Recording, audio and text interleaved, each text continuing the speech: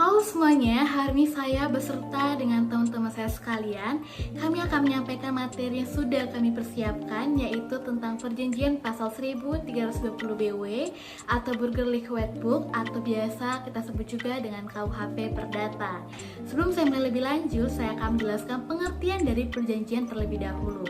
Jadi perjanjian ataupun kontrak adalah suatu hubungan hukum antara subjek hukum yang satu dengan subjek hukum yang lainnya dalam bidang harta kekayaan. Subjek hukum yang satu berhak atas prestasi dan begitu pula dengan subjek hukum lainnya berkewajiban dalam melaksanakan prestasinya sesuai dengan yang telah disepakatinya. Dalam KUHP sendiri disebutkan bahwa perjanjian akan membuat satu orang atau lebih melakukan perikatan terhadap orang lain dan mengikatkan dirinya terhadap orang lain, sehingga bisa kita simpulkan bahwa perjanjian akan menimbulkan suatu perikatan. Tetapi perikatan sendiri tidak muncul semata-mata hanya karena adanya perjanjian, tetapi juga bisa karena ada faktor lain. Contohnya adalah undang-undang. Yang kedua, di sini ada macam-macam perjanjian. Macam-macam perjanjian di sini ada 6 dan akan saya jelaskan satu persatu. Yang pertama ada perjanjian timbal balik, adalah perjanjian yang dimaksudkannya adanya hubungan timbal balik antara kedua belah pihak. Yang kedua perjanjian cuma-cuma, yaitu perjanjian di mana satu pihak mendapatkan keuntungan tanpa memberikan manfaat di dalam dirinya sendiri. Yang ketiga perjanjian atas beban, yaitu perjanjian di mana terhadap prestasi dari pihak yang satu selalu terdapat kontra prestasi dari pihak yang lainnya, dan antara kedua prestasi itu ada hubungannya menurut hukum. Yang keempat adalah perjanjian bernama atau benom, yaitu perjanjian yang sudah mempunyai nama sendiri. Maksudnya adalah bahwa perjanjian-perjanjian tersebut diatur dan diberi nama oleh pembentukan undang-undang. Yang kelima ada perjanjian tidak bernama atau unbenom overeenkomst, yaitu perjanjian-perjanjian yang tidak diatur dalam KUHP Perdata, tetapi dalam masyarakat ada. Dan yang terakhir adanya perjanjian obligator, perjanjian yang menimbulkan hak dan kewajiban di antara para pihak. Syarat sahnya perjanjian diatur dalam pasal 1320 sampai pasal 1337 KUH Perdata, yaitu yang pertama, kesepakatan para pihak.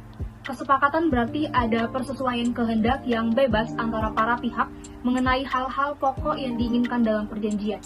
Dalam hal ini, antara para pihak harus mempunyai kemauan yang bebas atau sukarela untuk mengikatkan diri di mana kesepakatan itu dapat dinyatakan secara tegas maupun diam-diam. Bebas di sini artinya adalah bebas dari kekilapan, paksaan, dan penipuan. Secara Ontario, berdasarkan pasal 1321 KUH Perdata, perjanjian menjadi tidak sah apabila kesepakatan tersebut terjadi karena adanya unsur-unsur kekilapan, paksaan, atau penipuan. Yang kedua, kecakapan para pihak.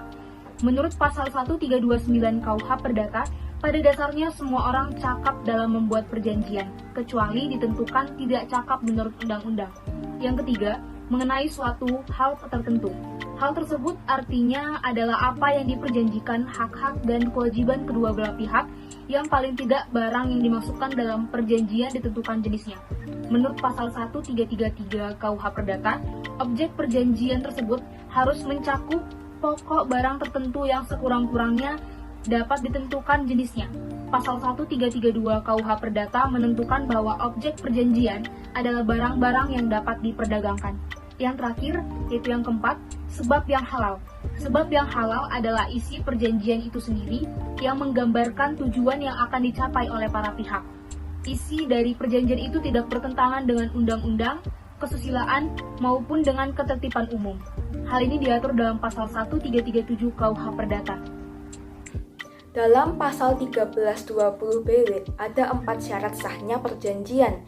Poin 1 dan kedua itu merupakan syarat subjektif. Ketiga dan keempat merupakan syarat objektif. Jika perjanjian tidak memenuhi syarat subjektif, maka perjanjian tersebut dapat dibatalkan.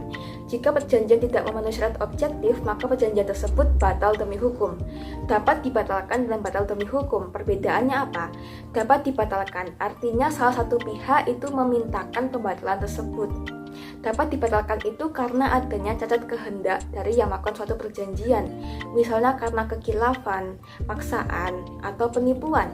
Atau bisa juga karena ketidakcakapan dari pihak yang melakukan perjanjian tersebut, sehingga perjanjian tersebut dapat dibatalkan. Sedangkan batal demi hukum artinya dari semula memang dianggap tidak pernah dilahirkan suatu perjanjian dan tidak pernah ada suatu perikatan.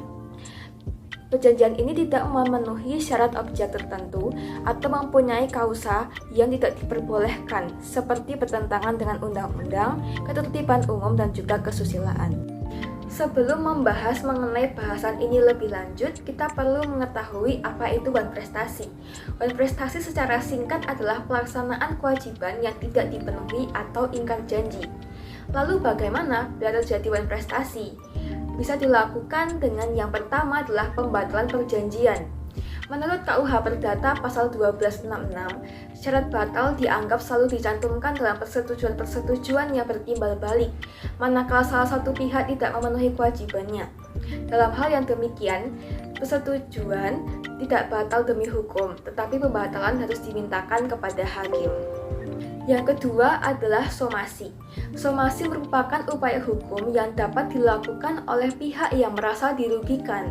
Somasi merupakan bentuk peringatan tertulis yang diberikan kepada pihak yang belum memenuhi prestasinya untuk segera melaksanakan kewajibannya dalam jangka waktu yang ditentukan. Apabila somasi telah dilakukan dari pihak tersebut tetapi tidak melakukan prestasinya, maka ia berada dalam keadaan lalai sehingga dapat digugat atas wan prestasi. Yang ketiga adalah mengganti kerugian. Ganti rugi adalah membayar segala kerugian karena musnahnya atau rusaknya barang-barang milik kreditur akibat kelalaian debitur. Untuk menuntut ganti rugi harus ada penagihan atau somasi terlebih dahulu, kecuali dalam peristiwa-peristiwa tertentu yang tidak memerlukan keadaannya teguran. Dan yang terakhir adalah gugatan wan prestasi. Dalam gugatan wan prestasi, pihak yang dirugikan dapat memilih tuntutan untuk meminta pihak lain memenuhi perjanjian disertai ganti rugi, meminta ganti rugi saja, pembatalan perjanjian, atau pembatalan disertai ganti rugi. Di sini saya akan menjelaskan materi yang berjudul berakhirnya perjanjian. Dalam praktiknya, dikenal cara-cara berakhirnya perjanjian sebagai berikut. Yang pertama, jangka waktunya berakhir. Perjanjian berakhir apabila perjanjian yang dilakukan oleh kedua belah pihak, baik melalui akta bawah tangan ataupun dilakukan di muka pejabat yang berwenang, telah ditentukan jangka waktu berakhirnya secara tegas. Yang kedua, dilaksanakannya objek perjanjian. Objek di sini sama artinya dengan prestasi. Jadi, perjanjian berakhir apabila objek perjanjian telah dilaksanakan sebagaimana mestinya. Yang ketiga, kesepakatan kedua belah pihak. Perjanjian berakhir apabila kedua belah pihak sepakat untuk mengakhiri perjanjian yang telah dibuat sebelumnya. Yang keempat, pemutusan perjanjian secara sepihak. Perjanjian berakhir apabila pihak kreditur menghentikan perjanjian yang dibuat dengan pihak debitur walaupun jangka waktunya belum berakhir. Hal itu karena pihak debitur tidak melaksanakan objek perjanjian sebagaimana mestinya. Yang kelima, adanya putusan pengadilan. Perjanjian berakhir apabila ada putusan pengadilan yang memiliki kekuatan hukum tetap atau inkrah. Yang keenam, ditentukan oleh undang-undang. Perjanjian berakhir karena undang-undang apabila 1. Undang-undang telah menentukan batas berlakunya perjanjian itu. Yang kedua, undang-undang telah menentukan perjanjian itu dapat berakhir dengan terjadinya peristiwa tersebut. Kesimpulannya, perjanjian dan perikatan merupakan dua hal yang berbeda. Perjanjian adalah perbuatan di mana pihak yang satu mengikatkan dirinya pada pihak yang lain, sedangkan perikatan adalah hubungan hukum antara kedua belah pihak, di mana pihak yang satu berhak untuk menuntut suatu hal dari pihak yang lain, sedangkan pihak yang lain berkewajiban untuk memenuhi tuntutan tersebut. Maka, dari dua definisi tersebut dapat disimpulkan bahwa perjanjian dapat menimbulkan perikatan. Melalui perikatan tidak hanya ada karena perjanjian, bisa juga karena undang-undang. Kemudian, syarat sahnya perjanjian yaitu 1. Kesepakatan para pihak dalam perjanjian. Yang kedua, kecakapan para pihak dalam perjanjian. Yang ketiga, suatu hal tertentu. Dan yang keempat, sebab yang halal. Kemudian, perjanjian berakhir apabila 1. Jangka waktu telah berakhir. Yang kedua, objek perjanjian telah dilaksanakan. Yang ketiga, adanya kesepakatan kedua belah pihak. Yang keempat, perjanjian diputuskan secara sepihak. Yang kelima, adanya putusan pengadilan. Dan yang terakhir, ditentukan oleh undang-undang. Demikian materi yang bisa kami sampaikan. Apabila ada salah, mohon dimaafkan. Terima kasih.